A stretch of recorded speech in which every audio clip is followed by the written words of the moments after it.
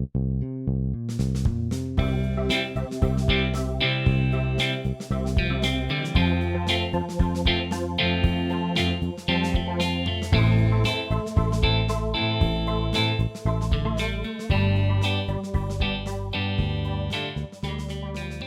everyone, and welcome to the Social Contract, a Commander podcast. I'm Mike Almond, and joining me is my co-host, Alex Lapp. Alex, it's a Monday. We never record on Mondays. What are we doing?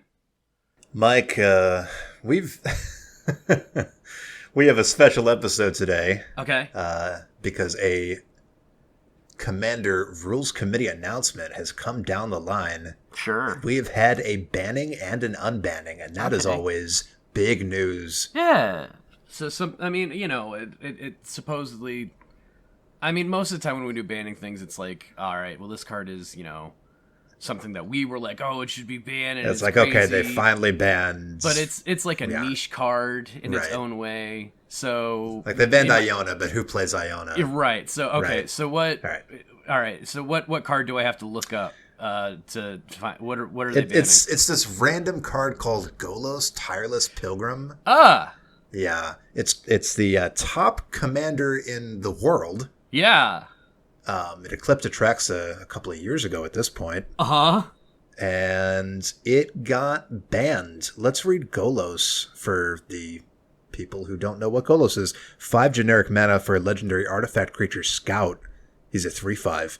Whenever Golos, Tireless Pilgrim, enters the battlefield, you may search your library for a land card. Put that card onto the battlefield tapped, then shuffle. Then an activated ability for 2 and Wooburg, 7 mana. Exile the top 3 cards of your library. You may play them this turn without paying their mana costs. Mike, this card, this commander, was, until right now, phenomenally popular. I know several people who have Golos decks. Mm-hmm. I see him all the time. He's arguably the most generically strong and versatile 5-color commander that can support almost any strategy. Sure. I'm conflicted here. Okay. Because I get... Well, why don't we start by reading yes. what the Rules Committee said, context. And then we'll talk Let's about how context. you feel. Yeah, yes. Exactly. All right. So here's the statement from the Rules Committee for Golos' banning. Golos Tireless Pilgrim has been a much discussed card that is both popular to play and unpopular to play against. There are many problems with the card, but the greatest is that in the low to middle tiers, where we focus the ban list, Golos is simply a better choice of leader for all but the most commander-centric decks. Its presence crushes the kind of diversity in commander choice which we want to promote. You can drop in Golos and a few 5-color lands into a random deck and get all the rampant card advantage you would ever want from a commander with no worries about your mana base. Golos' ability effectively reduces the commander tax to 1. And once you hit 7 mana with Golos, assuming that you have Wooburg and helping you get there quickly, you don't need to do anything for the rest of the game except cast spells for free, something we always want to be careful about. We've talked to folks in Studio X, and they understand the problems created by generically powerful 5-color commanders that don't have Wooburg in the mana cost. We don't expect similar cards to come from them in the future, so a surgical strike now makes sense. We understand that many players love Golos, so we don't take this action lightly. In the end, the health of the format is our primary concern, and we find Golos unhealthy. While Kenrith the Return King is a similarly flexible and popular commander for good stuff 5-color decks, we see it as a clear step down from Golos.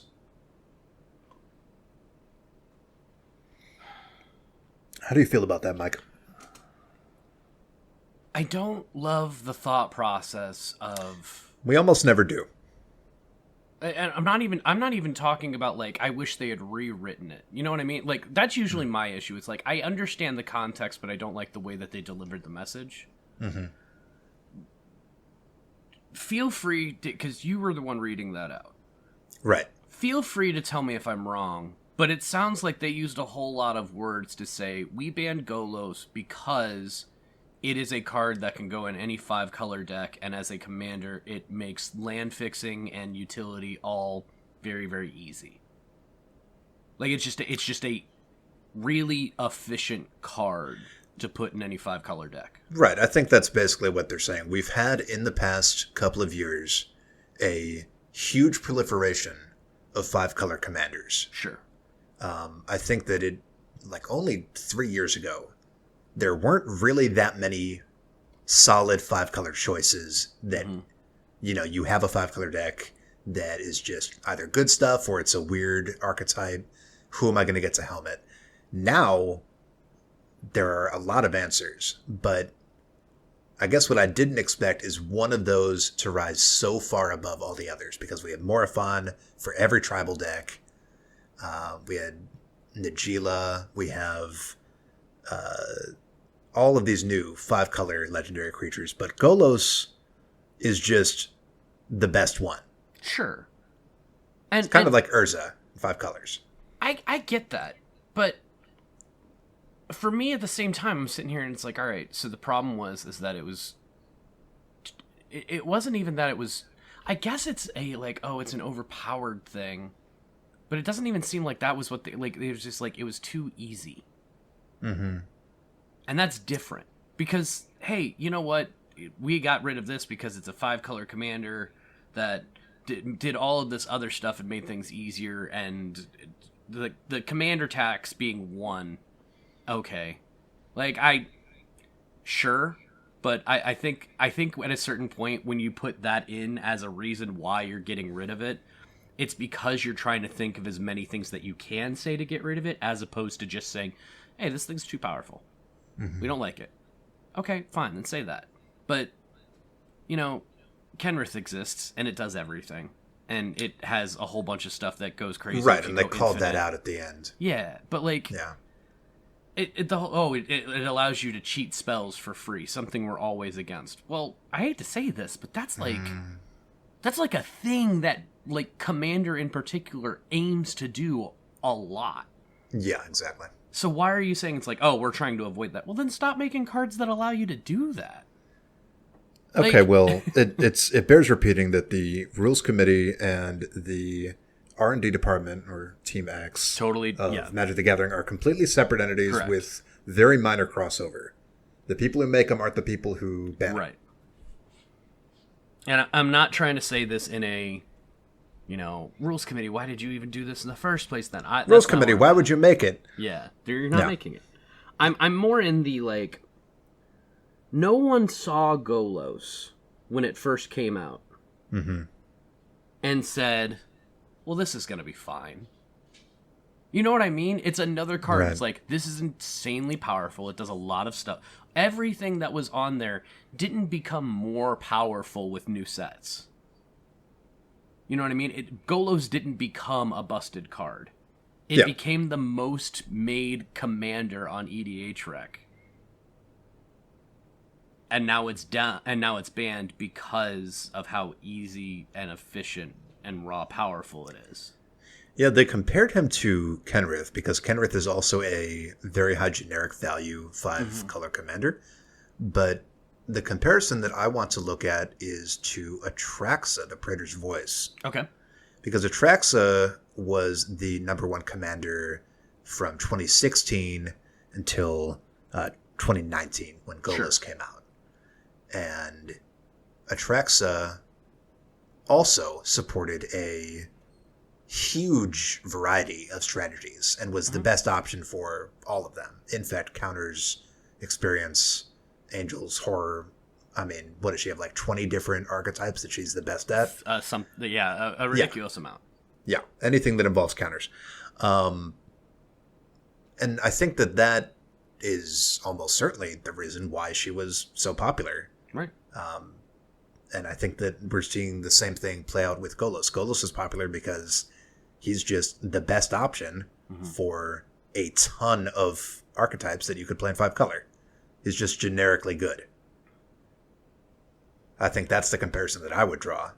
But the question that I want to ask you next is, do you think that Golos's proliferation, if you'll forgive the pun, and just huge popularity, the number 1 commander on EDHREC, that bears repeating. Do you think that popularity in any way tipped the scales for or against this banning? I mean, I'd love to say no, because they've banned cards that, and they've banned and unbanned cards that I wasn't even aware of or cared about, really. Right. You know what I mean? So, I mean, I understand that it's not a preface as far as it has to be because it's popular that we have to inspect these cards. But I think the fact that it was the most popular commander and also went into the 99 of any 5-color deck pretty easily. Mm-hmm. I think because of that, that kind of bears the statement itself that they're making, where it's this card is just so raw, efficient, and value-based in a Wooburg deck that it becomes synonymous with every deck. Like, it is the soul ring of a Wooburg deck as far as I'm concerned. It just goes in every one, because the worst-case scenario is still upside. So I could see that being the case where, yes, because of how popular it is, because of how many decks it made, well, that's going to mess with the ambiguity of the game. And because of all the things that it does on the card, it generates value, it gives the ability to cast spells for free, it combos off. If it's your commander, you get insane value off of it, and you're already doing better than most commanders because you can faintly mess with the commander tax of being able to recast it. I get it. And I think how common it was to see is a big portion of it. Yeah.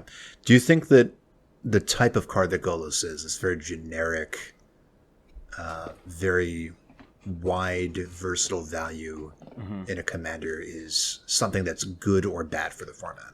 Well, here's what I'll say, and I appreciate the way that you phrased that question. Because I think Commander, more and more, regardless of how competitive a play group you have, the game is just becoming how do you get the most value. Because, as a reference point, let's look at the top, 10, 12 commanders that are on there. All right. Do that again. As a reference point, look at the main commanders that are on the actual EDHREC list. And we'll take Golos out because they have, right? Corvold, Vaycursed King. All about making things, generating value, drawing cards. Go for it. Kenrith. What do you want to do to go infinite on a stick? Atraxa. Keyword soup and proliferate. Go in whatever direction you want to. Yuriko. Low CMC commander that does the ninjutsu thing, which is all about trying to get big spells to hit people and do things off of those. Right. Alayla, artful provocateur, cast enchantments and or get enchantments and artifacts, generate tokens, make things bigger when you have more. Muldrotha, literally playing things from your graveyard. Ur-Dragon, reducing costs of things and then getting permanents onto the battlefield from attacking with them. Sisay, Weatherlight Captain, being able to search for things and put them onto the battlefield. Yarok is Panharmonicon on a stick. Chulainn is value on casting creatures and putting lands. You have to get to Edgar Markov to be the first one that I don't consider a straight up value-based commander, and even that is giving you more tokens and caring about that. Right, and you're saying value, but what I'm hearing is wide applicability, versatility, genericness. And that's very present at the top level because, of course, more things that people want to do are able to be run by those commanders. And the commanders that you've listed are all also quite powerful. None of those are, by any stretch of the definition, casual or weak commanders. They're all super good. Yeah. Like, I don't understand the reference point of... Because here's the thing. If the problem is raw efficiency and it goes into any deck of that color, well, it's a 5-color deck. Mm-hmm. You know, I totally... I get the premise of Chulainn doesn't need to go into every Bant deck. But I haven't seen a whole lot of Chulainn decks that haven't done the exact same thing over and over again. Does that make it better? I don't know. I don't... The more I think about this, the less good I feel about it. And I still say that from a point of, like, I understand. Because I made a Golos deck, I ran it a couple of times, and then I decided I didn't like it anymore. you know, because it just, the entire thing just became a how fast and how much value can I get before I can do the thing 1,000 times in a row. And, you know, we haven't talked about the I guess you would say the most infamous aspect of a ban, which would be that, whether they say it or not, I think that the Rules Committee genuinely believes this, that Golos is a signpost ban, or as I would call it, a crucifixion ban. Yeah. For similar cards that are much like Golos but aren't Golos. Saying, don't play these cards, and we're banning Golos to tell you that. That one feels a little bit... If that is the signpost ban kind of issue here, that I actually don't like a lot. Because at that point they're saying, hey, this is an extremely efficient card that does a bunch of stuff and doesn't have a downside. And it can go in any deck that has its colors. Well, don't make that a signpost, because then there's a lot of cards you're going to get rid of. But they're not going to get rid of them. But they're not going to get rid of it. They exactly. just tell you not to play them. Right. Now, to be fair, they didn't say anything about signpost bans in this ban explanation. I'm just inserting my own opinion based on historical information about the RC that I know. We're not reading between the lines. We're reading past these lines on the other lines that they've already written several times. Exactly. These are assumptions. I get that. Yeah, absolutely. Again, put it this way. I have a friend in my play group who plays a Golos deck. Am I going to tell him he can't play that deck in our play group ever again because it's banned? No. Because, again, it's Rule 0. It's about your play group and having fun and everything like that. Mm-hmm. He likes that deck. He's built it. I'm not going to sit here and tell him he doesn't get to play it anymore. Because the thing about that deck is it does the Golos thing. You know? And if any of us felt really bad about it, we would have had the same conversation before. It's just like, hey, don't play that deck so often. Yeah, we just got done at EDHREC with a round of salt score applications and salt score survey. Everybody voting on which cards made them the saltiest. Right. And I'm not looking at that list right now, but I can tell you that Golos probably wasn't anywhere near the top of that list. Right, and that's one of the things that I remember you saying or maybe, I don't remember where I saw this, if it was in the statement or not, but one statement I heard was about how popular it is to play and how unpopular it is to play against. Yes, that's what the RC said. It was in that statement. Great. Yeah. I've never sat next to a Golos player and been like, oh, this guy again. Oh, no, Golos. Like, it doesn't really happen, does it? No, even though it is a raw, efficient, and powerful card.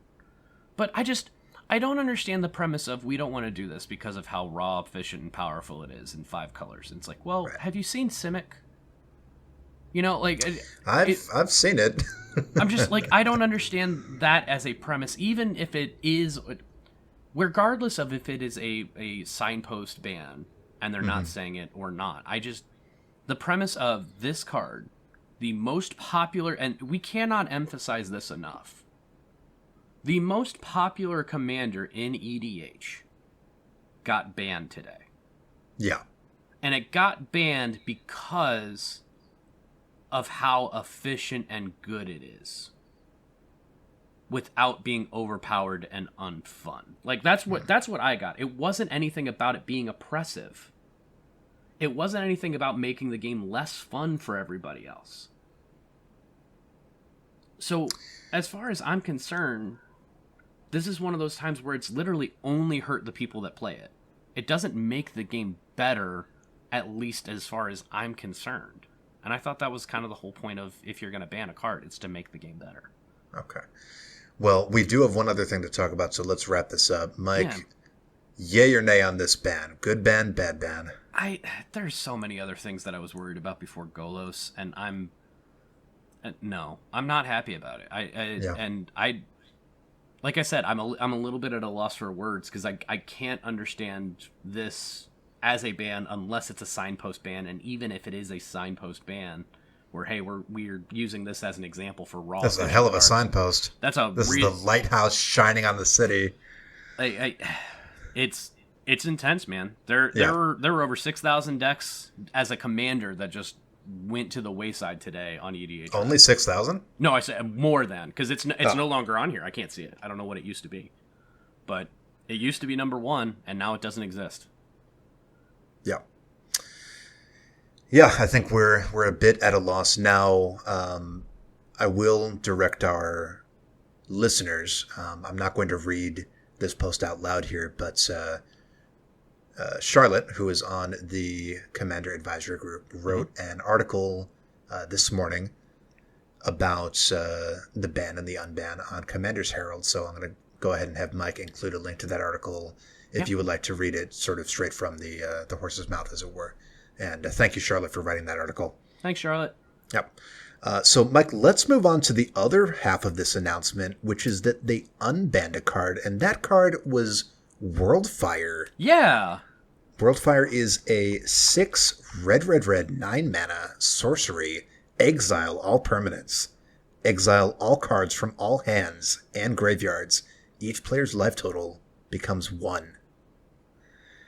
Now, that's a hell of an effect. Uh-huh. Let's go ahead and read their unbanning statement, and then I want to hear from you, Mike. Worldfire. Worldfire was banned due to the problematic interaction with floating mana and having access to your commander. We want to foster a commander environment where 8 and 9 mana spells are viable and likely to show up in a game, so we evaluate the expensive ones in that context. Unlike Coalition Victory and Biorhythm, which we continue to believe are problematic in that environment, the level of effort needed to make Worldfire effective is sufficient that we suspect it will not be as much of an issue. There are already cheaper ways to do similar things in the format. We believe the social contract and robust pregame discussions will keep Worldfire out of games where it doesn't belong.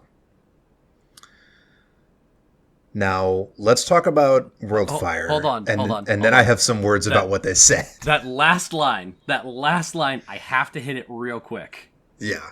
We think the social contract and having conversations ahead of the game will keep Worldfire out of games where it doesn't belong. Right? Yeah. What did you just do with Golos? All right, Mike. I'm done. Keep going. Okay. That's the entire statement. That one was much shorter. Worldfire was banned for its incredibly impactful effects.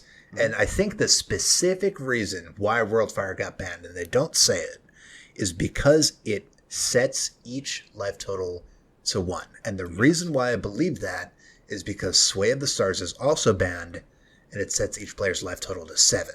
Mm-hmm. That's why I think it was banned. And now it's unbanned, and I think rightfully so, because, Mike, this is a 9 mana sorcery that doesn't even instantly win you the game. So I think it's pretty fair to say, in my opinion, that this card is okay. What do you think? I don't mean to sound indifferent here, but my answer is sure. Like you're not itching to play this one? No, I'm not itching to play it, but like here's the thing. I didn't have a problem with it before. Mm-hmm. I don't have a problem with it now. I saw several people. It kind of got me. Several people were like, "Wait, why would you unban Worldfire when we've got this new set coming up and they care about like big CMC spells and stuff?" Well, no, there's always big CMC spells. That's always. Never really been the issue. You know what I mean? It's more the we're exiling everything. Everybody starts at 1.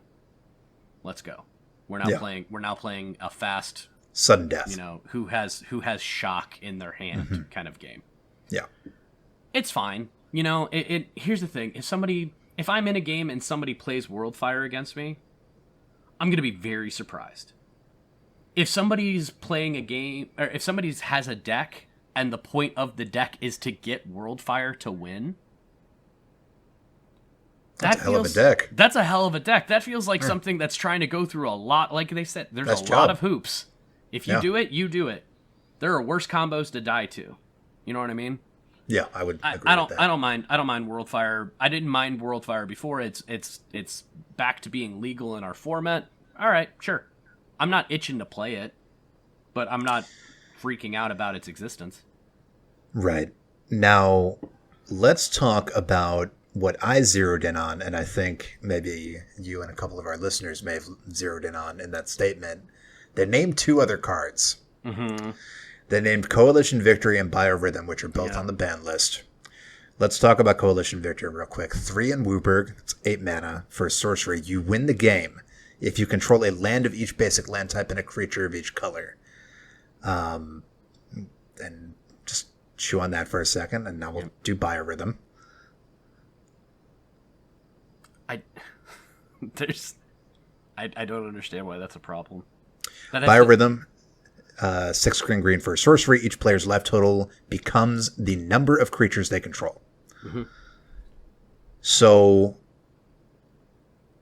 yeah, I think that a lot of the public, the EDH playing public, feels very differently about Coalition Victory and Biorhythm than the Rules Committee does. Personally, I think that they are both fine.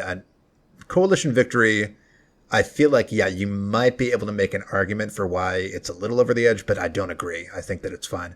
Biorhythm, I don't think there is a good argument. I think that Biorhythm requires another card to be resolved that same turn. Whereas with Coalition Victory, yeah, you can set it up slowly over time. You can use those green creatures that give your basic lands every land type, or you can use lands that have 2 or 3 types like the Triomes. Your commander can have 5 colors, sure. Right. You can set it up and then win on the spot. Biorhythm, you need to resolve 2 cards. One of those cards is probably a board wipe, and Biorhythm is, what do we have it at, 8 mana? Yeah. Yeah. So the cheapest board wipes are like in the 3 to 4 range. They can get all the way down to 2 or 1 in special circumstances. But so the least that you're spending is 9. You're probably spending at least 12 across 2 different cards on the same turn. And you need to make sure that you have a creature out there at some point. Exactly. Well. You yourself need to also have a board. So when we talk about like board wipes, like, okay, yeah, you can get Blasphemous Act for 1 mana and blow up the board. No, you're going to need one of those more expensive board wipes that allows your board to remain intact, or a third combo piece that protects your board from a board wipe. Mm-hmm. And then it's just even into the weeds. So, Mike, I don't think that I'm going overboard when I say that cards like Coalition Victory and Biorhythm, I don't think they're too powerful at all. I don't think they're unfair at all. And I think it's really interesting that the Rules Committee enumerated these 2 cards, or rather reaffirmed them as cards that are definitely way too powerful. What do you think? Well, whether they're way too powerful or it's just I guess I do think that they're scared of like the idea of, oh, play this, win the game. And how hard. But it's not even that simple. But it's not even that simple. You're right. That's what I'm saying. Like it seems silly. The only argument that I can think of for Coalition Victory, and this is far-fetched because I'm outright searching for it. If it was unbanned and you were playing against a deck that was 5 colors, would you start keeping track of the 5-color deck and what they have out on the board? Would you start paying attention, or it's like, all right, they don't have a swamp, but they have everything else, and they've got a red, a green, and a white creature? Would you start paying attention to that stuff? I mean, ostensibly, but I think that we need to be fair about the cost of a sorcery with prerequisites. Oh, for sure. And compare that to other high-cost sorceries that are legal, like Expropriate, right, that win the game on the spot with no board state necessary. That was the next point that I was going to make. Okay, because sorry to jump you. No, you're good. No, you're good. Because I asked that question for a reason. Because it was, the answer is maybe. Yeah. I might start paying attention to that because I would feel bad if I lost. It's like, okay, great. If you're playing against a deck that has black and they have a lot of mana available, mm-hmm, but nothing else, Torment of Hailfire still exists. So I don't care what the board state is, because there are other things that say, hey, do you have a bunch of mana? Cool, I'm going to make everybody's life miserable or win the game. Right. It's one of the 2 things. So what is the big deal between Coalition Victory and everything else that does that? Like, Yeah, biorhythm, okay, great. You're going to do a lot of, quote unquote damage that isn't actually damage because it's just their life total becoming that. Right, they lose that much life or gain that much life. Right. Yeah. But, okay. So it's an 8 mana. Everybody is going to have a life total equal to the amount of creatures they control. Mm-hmm. There's a card that's a creature that already has that ability. Yeah. And it's better as far as I'm concerned, because if it resolves, you have one creature. So you're at least going to have at least one life. Just so that we don't have our viewers scratching our heads, what Mike is referring to is a Shaman of the Forgotten Ways, which is basically Mages of the Biorhythm. Shaman of Forgotten Ways is 3 and a green for a creature human shaman, 2/3, with 2 activated abilities. The first one, tap, add 2 mana in any combination of colors. Spend this mana only to cast creature spells. Second ability is Formidable, 9 green and tap. Each player's life total becomes the number of creatures they control. Activate only if creatures you control have total power 8 or greater. I think that they've consistently shown, the RC has at least, that Magus versions of high power spells pretty much never get a ban, even if the spell is banned. Like Mages of the Balance, no. Balance, yes. Yeah. This is us more leaning into the other cards still on the list versus what they're taking off. But to, like you said, in all fairness, they brought it up. They brought up Biorhythm. They brought up Coalition Victory, and this is the second time. The second time in as many years that Sheldon has specifically brought up Coalition Victory as a card that is not appropriate for the format. The last time he brought it up, Mike, if you recall, was comparing it to Happily Ever After. Yeah. The mono white, quote unquote, alternate win con that requires cards of different colors and all that different stuff, and also different everyone draws a card. Yeah. Let's suffice to say, it's not a very popular alternate win con or a powerful one. And basically, I'll summarize his point, is that he said that Happily Ever After was a more fair version of Coalition Victory. I would say that it is a really bad version of Coalition Victory, but that's just me. So Sheldon specifically, and the RC in general, pretty clearly feel quite strongly about Coalition Victory. Biorhythm hasn't been talked about in a long time, but they're putting it in the same sentence as Coalition Victory. They're saying that these cards, it is weird to me, these cards that require, even in the most optimal, like build your entire deck around it, maybe you can pull that off. You'll need 2 cards and lands. But most decks aren't trying to build their entire deck around an 8 mana sorcery. Mm-hmm. That's just me personally.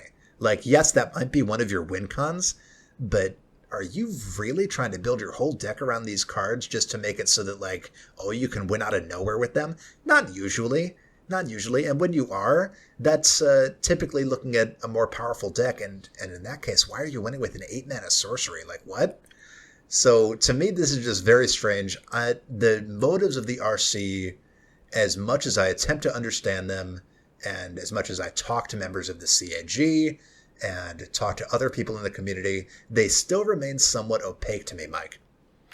I wouldn't have any problem, and we're kind of blending the two subjects here between Golos and Worldfire. That's and fair. Everything else. We're near the end here. We're there. I am more in the not concern. If the RC had put out a statement that said, "Hey, we're banning Golos because it's just everybody's playing Golos and it's getting obnoxious and it's boring. So we're gonna put Golos in a corner for a while." That would have bothered me less. I think that feels more fair because I feel like that's what we intuit from their message, even if it's not the case. That's what I'm intuiting, because their actual message and the context that they put out there flies in the face of Commander, as far as I'm concerned. We got rid of this card because of its sheer value and ambiguity. Mm-hmm. Okay, well, there's a bunch of other cards you have to talk about then. And you didn't say this was a flag post card. You didn't say that this was something because of it. You referenced other cards that are, as far as what you're concerned, more fair versions of this in Wooburg, specifically talking about Kenrith. That is the phrase of the week, right? Whenever you see a banning or an unbanning from the rules committee in EDH, the phrase that comes to mind is, there are a lot of other cards we need to be talking about. Yeah. Whether that's in the context of, you shouldn't have banned that, but should have instead banned this, or unban that, or unban this, or in the context of, okay, I accept that you're banning or unbanning this for this reason. Now let's talk about the 10 other cards that are very close to it, or maybe even better, and that's where the signpost comes in. Yeah, I just... Okay. Well, let's close this out by saying this. The RC has banned a very, very, very popular card today. Mm-hmm. If that was your favorite deck, if that was your favorite card, or even if this has just pissed you off in some other way, the answer is not to lash out at the RC or harass them on Twitter or badmouth them or anything like that. These are people, and these are people doing an impossible job. Just because that we disagree with the way that they're doing their job doesn't mean that we could do it better. It doesn't mean that we're harassing them or think that they're less of people or anything like that. These are people doing an impossible job, and I appreciate the work that they're doing. Just because we don't see eye to eye doesn't change that. The other part of this is don't try and go to their website to communicate with them, because it's down. But here, the other part of it is, again, welcome to the social contract. Have a conversation with your play group. If this is super important to you, ask them if they're cool with you playing it, because I don't know. Depending on, put it this way, it's banned. If you're in a play group to where this card is banned, and then you say, hey, I still have this deck and I've played it a bunch. Do you mind if I play it still? If your play group says no, they're telling you no, not because the card is banned, but because they don't want to play against the card anymore. Which is a totally different circumstance as far as I'm concerned. See, for me, it's a little bit different, because if I'm playing a game of Commander, whether I agree with the rules committee or not, I am a judge and I affirm to the rules. I conform to the rules of the game. Fair. And for me, I mean, that may make me a bit of a pedant or someone you don't want to play with. No, and that's it makes fine. You someone who's sticking to the rules of the game. I totally get that. And I don't agree with this Golos ban, but if somebody comes with a Golos deck, I'm going to say, hey, I'm really sorry that your deck got banned, but unfortunately it is banned. You can't play with that commander. I would recommend slipping in any other 5-color commander. It's probably going to play just as well. Sure. At the same time, you and I have had conversations about me making a Grand Calcutron deck, and if I made it... Right, that's the thing. Like, you can... Absolutely. If you want to ask special permission... Because that's the difference. Yes. If you want to ask, like, listen, I made this deck. I know it's not legal, but I would like to request that I be allowed to play it. I think you're going to get a lot of people who say, you know what, that's okay. Right. And that's what I'm saying. It's not like, hey, well, this card's banned, but I really don't want to, like, obey the rules. So, like, totally different. I'm going to play it anyway, like, without asking. Yes. Don't get me wrong. There are several times where I've got somebody in a play group who's learning how to play Magic. Can I play silver border cards? More consistently.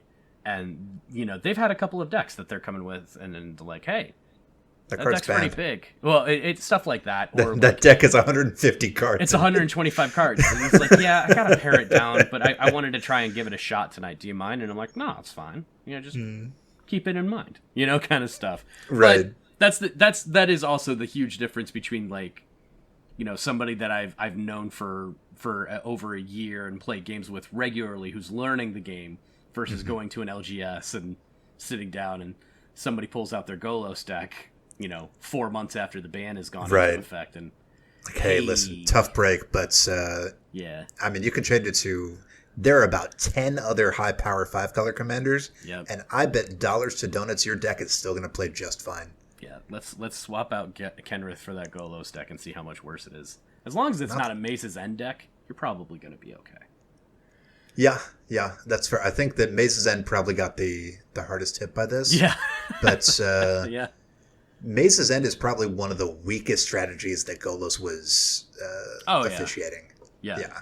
Those were the, oh, you're running Golos? Or is it a Maze's End deck? And anybody who said yes, they immediately had my approval. Right. I loved it.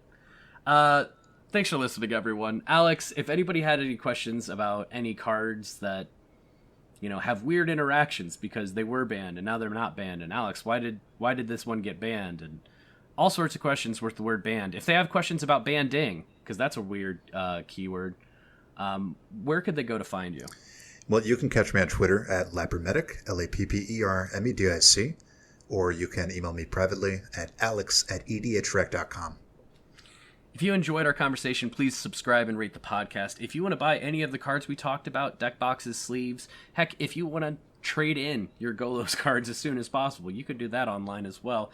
Go to bit.ly/EDH_social, and you'll be able to help out our show, help us out while you're buying all the cards that you would be in the first place without actually costing you anything more. So we appreciate it. We have a Discord link in the show notes. You can go there to submit cards for the, ooh, can I see that? Or one more source to be able to ask our honorable judge, Alex, any questions about any cards that you might have. Community's popping off. Lots of conversations, lots of wide eyes today. And the new set coming. Yeah, we're going to have a set review for that coming out soon, a political set review. Yeah, we're going to have a lot to talk about, too. Oh, yeah, this is exciting stuff. I'm really excited. Yeah. So until then, you can follow us on Twitter at EDH_social or email us at thesocialcontractedh@gmail.com. Really sorry if your deck got dismantled today, but know that it'll be okay. Lots of commanders out there to build.